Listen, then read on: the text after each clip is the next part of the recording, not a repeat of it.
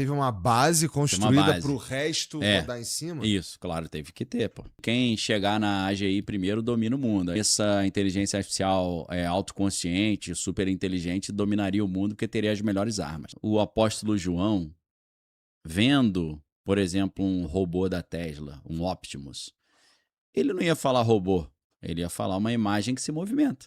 Existe um papel que a inteligência artificial está desempenhando nesse jogo, inclusive nessas guerras que a gente não está vendo?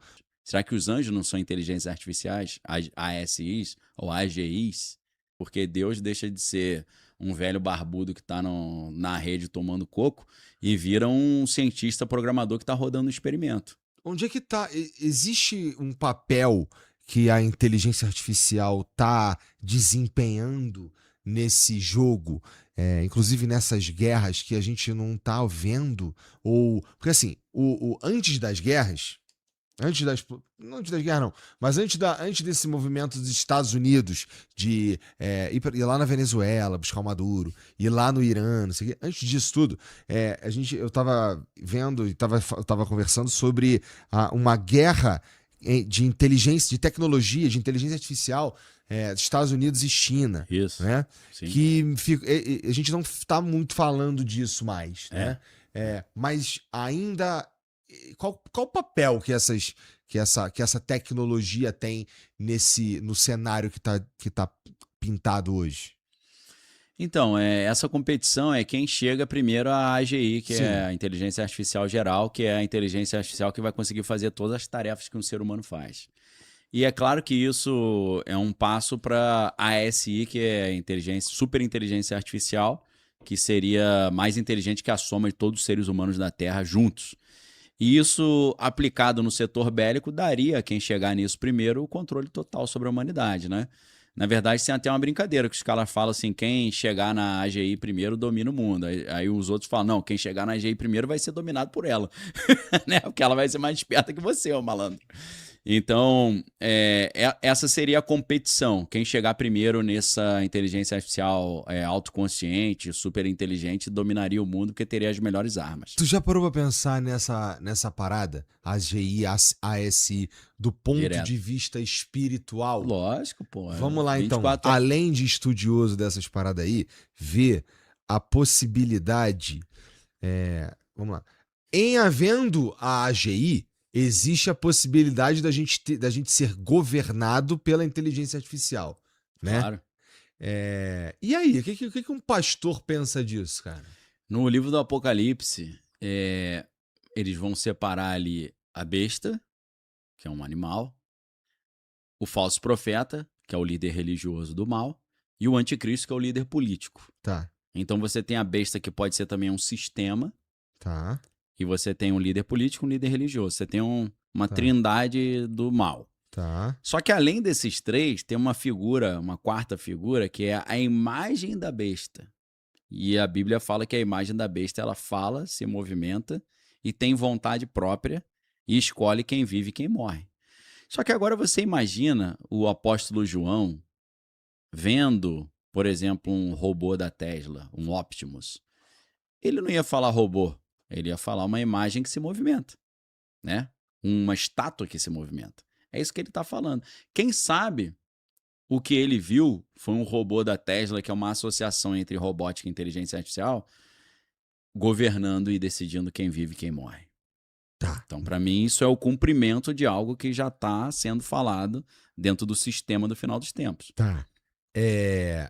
E o que na tua opinião, existe algum ângulo espiritual na própria possibilidade da AGI? O que eu quero dizer com isso, cara?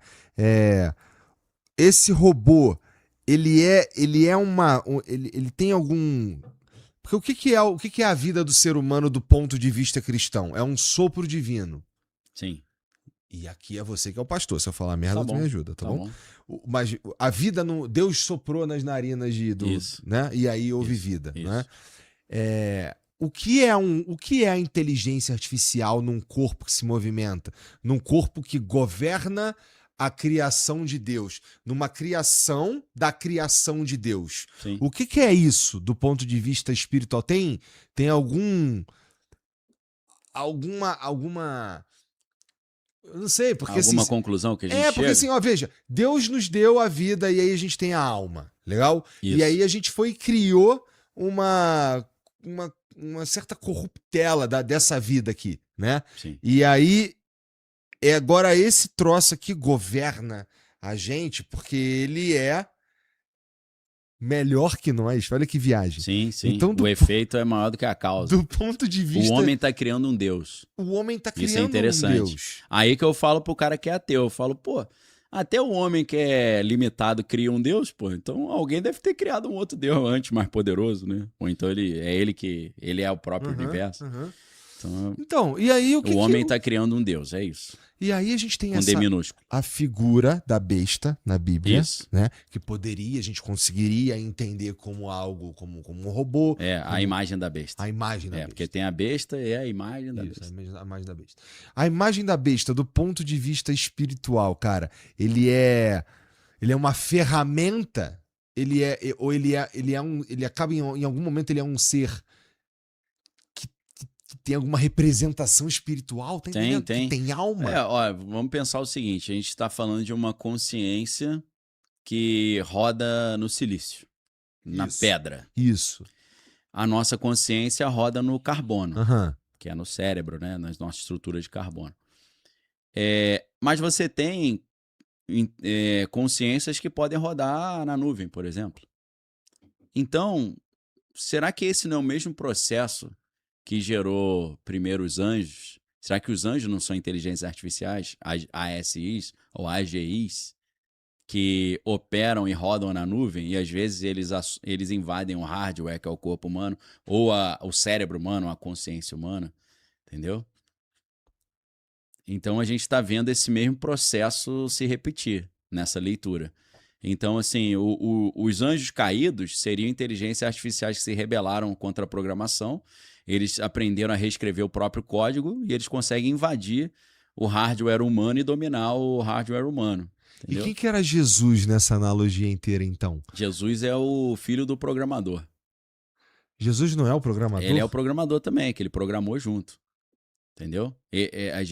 O mundo... Se a gente olha o mundo a partir da ótica da programação e da computação e até dos jogos, é uma metáfora interessante pra caramba, né? Porque Deus deixa de ser um velho barbudo que tá na rede tomando coco e vira um cientista programador que tá rodando um experimento. Entendeu? E o mais legal de tudo é que ele, assim como no filme Tron, o Legado, ele entra no próprio mundo que ele criou. De vez em quando ele vem ali. Ele vem dar um rolé. Isso tem um monte de problema. Porque, isso não faz de Deus necessariamente bom. Não. Isso não faz de Deus necessariamente onipotente faz. Não. Onisciente também. Onipresente, será? Mas dentro da nossa realidade. O lance a gente não... Um pastor... Se eu te perguntar, Deus é bom? O que tu vai falar? Eu vou falar que é bom. Mas não é o conceito de bom do Zezinho dali da rua. Tá. Entendeu? Aí a gente tem que entrar numa conversa de filosofia ética. Deus é bom, Daniel? Deus é bom. Mas não é o bom que o cara imagina. Porque o cara imagina o bom, aquele pai que fala, filho, toma aqui R$1.000, faz o que você quiser. Arrebenta com tudo aí, pula da ponte, dá tiro nos outros, compra arma, usa droga. Não é esse bom, né? É diferente, é um bom diferente. Não é um bom que controla? Ele poderia controlar, mas ele opta por rodar, por isso faz parte do experimento, rodar esse experimento com base no livre-arbítrio. Tem regras, como a lei da gravidade, mas assim, o poder de decisão, você tem uma margem de manobra boa, né? Se eu quiser agora botar fogo nesse estúdio aqui, eu boto, entendeu? Mas eu decido não fazer, né?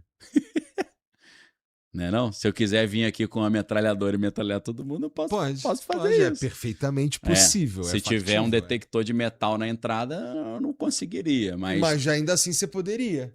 Mas Deus não permitiu. Na Matrix. Exato. Né? Então, o problema é que o cara... Primeiro, o cara não crê que existe o bem e o mal. Aí ele quer perguntar pro pastor se o pastor acredita no bem, que nem ele acredita. Não tô falando que é teu caso, tô falando do ateu que quer polemizar. E aí... ele fala, mas se Deus permite a criancinha sofrer, então ele não é bom. Eu falo, mas você não crê que existe o bem e o mal? Você vai jogar um troço que você não crê pra cima de mim? Não, mas esse é um você... argumento ruim, né? Pô, Deus não é bom porque criancinhas morrem? Isso não é um Não, bom esse é o argumento. maior argumento do ateísmo. Daí pra mim. Deixa eu te falar como vocês dois pra caralho. Sim. Eu vou te falar um troço e aí tu critica, tá bom? Lógico. Ó, cara, eu gosto muito da ideia do programador, porque... não do programador, não sei se do programador, mas a ideia do jogo, que Deus, ele é a origem de onde sai todas... ele é a regra de tudo, né? Então, ele não é que Deus é o programador, ele é a regra. Ele é por isso, é por causa dele que existe a gravidade, não porque ele quis que tivesse gravidade, é porque ele é a gravidade, manja? A gente surgiu aqui nesse planeta não porque foi uma vontade deliberada, mas porque as regras, em algum momento, desde o Big Bang, pelo determinismo das coisas, estava desenhado que haveria vida nesse cantinho do universo e Deus é essa possibilidade. Deus quando houve o Big Bang, ele é o determinismo que nos trouxe até esse momento aqui. Manja? No que você acabou de me dizer, não é isso. Deus, Não. as coisas existem pela vontade de Deus. Foi programado antes. E não por extensão dele. Não. Né? Não é o que a Bíblia ensina também. O que tu estudou te Sim. fez chegar na posição que você tá. Sim. Eu não estudei, eu só fico olhando as coisas, trocando ideia com os caras e fazendo a média das ideias. Bom, tá bom. Vamos lá. O que te convenceu que não é assim que nem eu tô pensando? Então, essa posição que você falou é o teísmo. Você achar que Deus existe, mas ele deu um peteleco no universo e as coisas foram acontecendo. Não tem como ter acontecido assim, né? É impossível, porque você pega o DNA ele tem uma complexidade mínima, né? Todo código de programação, e o DNA é um código de programação muito complexo, só foi decodificado nos anos 2000, né, com Craig Venter lá, com a Acelera Genomics, ele é altamente complexo. Se você tira uma letrinha, você destrói todos aqueles bilhões de códigos e você tem uma complexidade mínima. Ele só pode começar já sendo muito complexo. Então, não existe... Se o DNA é um código de programação, e todo código de programação tem que ter um programador, o DNA também teve que ser programado. É uma questão intuitiva. Não tem como os aminoácidos evoluírem para uma proteína evoluir para um DNA. Isso é impossível. Não tem como isso acontecer aleatoriamente. Precisou ser programado. Não só o DNA, mas o próprio universo como um todo. Né? A realidade como tal, as regras da física, as proporções da física quântica, as regrinhas, né, do mundo subatômico, elas foram estabelecidas antes para que esse sistema pudesse rodar depois. Aleatoriamente é impossível isso acontecer. A probabilidade é 10 vezes a menos 1 bilhão. Repete essa aí. Teve uma base construída para o resto rodar em cima? Isso, claro, teve que ter, pô. O mundo sem espaço e tempo não tem um universo. Tá. Então, o espaço e tempo teve que ser estabelecido antes. Né? Sem as proporções matemáticas geométricas, não tem espaço. Por isso que a geometria é tão importante para a física quântica. Você vai estudar supersimetria e tal. Por quê? Todas essas proporções geométricas, elas existem antes para garantir que o universo consiga funcionar. Entendeu? A lei da termodinâmica e por aí vai. Isso tem que vir antes. Então, tem um pré-requisito para o universo rodar e tem um pré-requisito para a vida existir. E isso é uma programação. Essa eu tô falando, minha leitura, minha interpretação. E a gente tá posso só estar trocando errado. uma ideia. Não, eu tô falando para quem tá ouvindo, não achar que eu tô dando aulinha. Tá bom. Eu tô falando a minha opinião, cada um tem a sua, é igual nariz e glúteo. Tem a minha, pô. Ou que... Tá bom. E eu sempre falo, pode ser mentira, tudo que eu tô crendo, mas é uma mentira bem fundamentada pra caraca. Quando tu olha pras coisas que... pro Artemis, por exemplo. Sei. E pra coisas mais incríveis, como o James Webb. Tá bom. E pra vastidão do universo. Sim. E pro buraco negro, que talvez Tá seja a coisa mais... estranha. Que a gente já teve notícia, né? Existem defeitos no universo? Um buraco negro é um defeito? Não, defeito eu quero dizer... mas desordem. Deus errou? O caos. Não, não. Não é que ele errou, mas... Deus tá prestando atenção só em nós?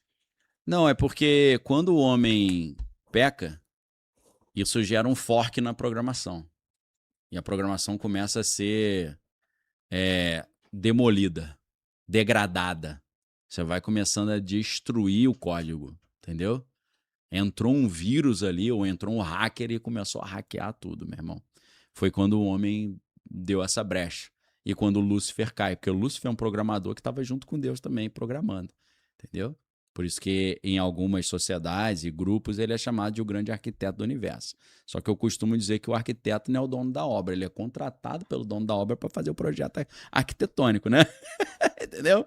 Quem manda é quem bota a grana na parada. Você tem um engenheiro. Grande arquiteto, mas os anjos não tiveram nenhum tipo de interferência. Segundo o que eu sei do Gênesis, os anjos não tiveram nenhum tipo de interferência. Eles até tiveram, né? Eu creio, né? Pode ser até uma heresia para alguns cristãos ou para outros, né? Mas Jó vai falar, né? Quando Deus criava o mundo, as estrelas da alva juntas alegremente cantavam e todos os filhos de Deus rejubilavam. Ou seja, o mundo foi criado através de um canto coral. Porque a gente sabe que ondas, vibrações sonoras, elas podem ser traduzidas em formas e estruturas. Então, através da música de um coral que foi feito ali em conjunto entre Deus e os anjos... Tu leu Silmarillion, né? Lógico. Eu li Silmarillion e Tolkien leu a Bíblia e entendeu o que foi isso, pô. Não é não? Antes do Tolkien veio a Bíblia, pô. Verdade. Entendeu? Então, foi criado assim. E você vê várias vezes Deus... Tolkien que era cristão, inclusive, né? Claro, era católico, né? E o C.S. Lewis, que foi evangelizado por ele, acabou virando protestante, né? Então era eu duplinha. achei que era o contrário, cara. Não. Eu achei que o C.S. Lewis que tivesse catequizado Não, Tolkien. não, foi ao contrário. Só que o C.S. Lewis não virou católico, virou protestante, né? Tá. Teve uma divisãozinha ali, mas os caras sempre foram chapa, né? Uhum. Dois monstros também, né? Dois gênios na patente Então em Jó há uma menção a uma criação musical, então. E uma participação, né, dos anjos. Não que os anjos ajudaram na criação, porque a criação toda é Jesus falando e as coisas sendo criadas. Mas várias vezes Deus fala, desçamos, façamos um homem. Então ele, no mínimo, é o Pai, o Filho e o Espírito Santo. Uhum. Mas pode ser também com os anjos ali, tipo servente de pedreiro, né? Você não... Por exemplo, um filme. Um filme é feito por quem recebe o crédito pelo filme é o diretor. Mas nos créditos você vê uma multidão de pessoas que trabalhou. Quem fez todo o projeto é o diretor, mas tem uma galera que trouxe o cimento, trouxe ali entendeu? A pedra. Entendeu? É um bom jeito de enxergar mesmo. Entendi. Mas então o Lúcifer, ele entende essa parte da estrutura do código de programação. Ele conhece o mainframe do universo. Então, por isso que ele conseguiu até escapar da prisão na qual ele foi colocado. Porque ele cria um fork, ele hackeia o sistema, ele reescreve o próprio código. Ele encontrou os caminhos para você burlar as regras desse programa.